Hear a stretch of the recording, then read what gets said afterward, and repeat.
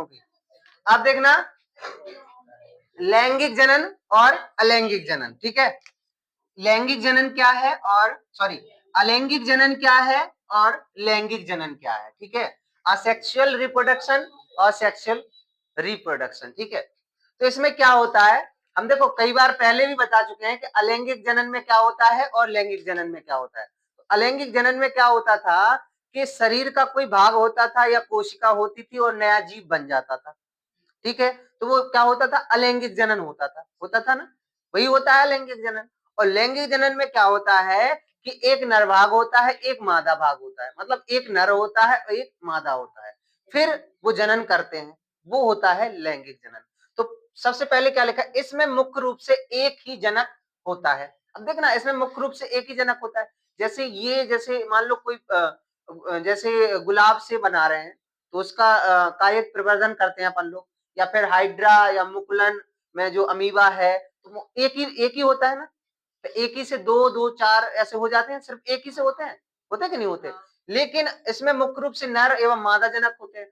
इसमें दो लोग होते हैं, तब वृद्धि होती है, तब इनका जनन होता है। एक भाग होता है नर और एक मादा होता है, यानी कि एक होता है नर और एक होता है मादा। जैसे जो मनुष्य है वो क्या करते हैं, लैंगिक जनन करते हैं।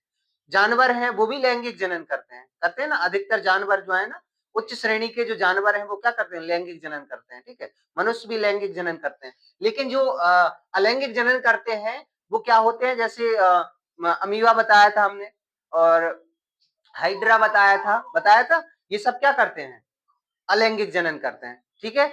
इसके बाद यह जनन समानता निम्न श्रेणी के जंतुओं में होता है। तो ये जो जनन है वो कहाँ होता है, निम्न श्रेणी के जीवों में या जंतुओं में। किन में होता है, निम्न श्रेणी के। अब निम्न श्रेणी के मतलब, जैसे निम्न श्रेणी के मतलब होता है, जैसे हाइड्रा हमने बताया था, ठीक है, और क्या बताया था, अमीबा बताया था। तो ये जो है ना निम्न श्रेणी के जीव है, ठीक है।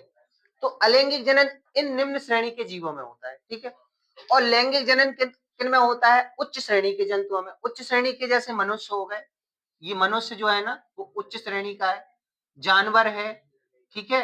ये क्या है, उच्च श्रेणी के जीव है। तो जी उच्च श्रेणी के जीव जो होते हैं ना उनमें क्या होता है, लैंगिक जनन होता है, ठीक है।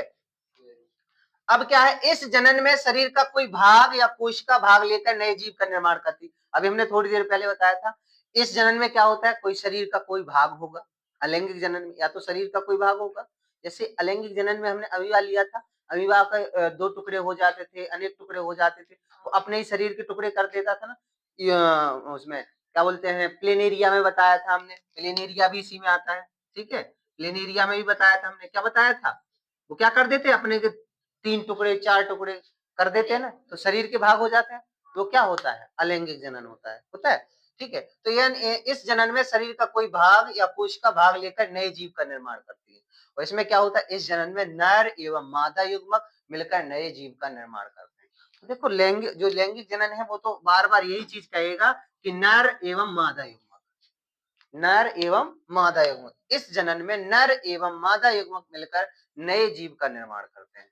कौन से युग्मक, नर और मादा। अब नर और मादा युग्मक क्या होते हैं, तो देखो नर में जो युग्मक होता है ना, जाइगोट बोलते हैं इंग्लिश में, तो जो नर में युग्मक होता है वो होता है तुम्हारा शुक्राणु। क्या होता है, शुक्राणु, ठीक है। और जो मादा में युग्मक होता है वो होता है अंडाणु। यानी शुक्राणु और अंडाणु मिलकर क्या करेंगे, एक जीव का निर्माण करेंगे, ठीक है। जो शुक्राणु है वो किससे निकलता है, नर से निकलता है। जो अंडाणु है वो किससे निकलता है, मादा से निकलता है। और ये दोनों मिल जाते हैं तब क्या होता है, एक नए जीव का निर्माण होता है, ठीक है।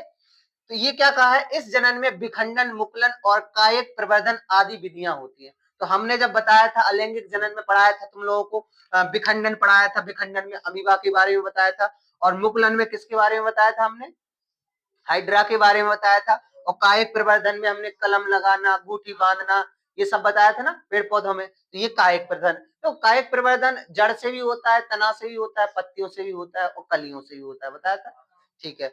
और इस जनन में क्या होता है, नर का शुक्राणु भाग, इसमें क्या होता है लैंगिक जनन में, नर का शुक्राणु भाग तथा मादा का अंडाणु मिलकर जनन करते हैं। नर का शुक्राणु और मादा का अंडाणु मिलकर क्या करते हैं, जनन करके एक नए जीव का निर्माण करते हैं, ठीक है। इसमें युग्मकों का निर्माण नहीं होता है। देखो युग्मक नहीं होते हैं, युग्मक क्या होते हैं, जायगोट होते हैं। जायगोट यानी कि अंडाणु और शुक्राणु, इसमें होता ही नहीं है, इसमें नहीं होते ना, तो इसमें युग्मकों का निर्माण नहीं होता है तथा ना ही निषेचन और संलयन होता है।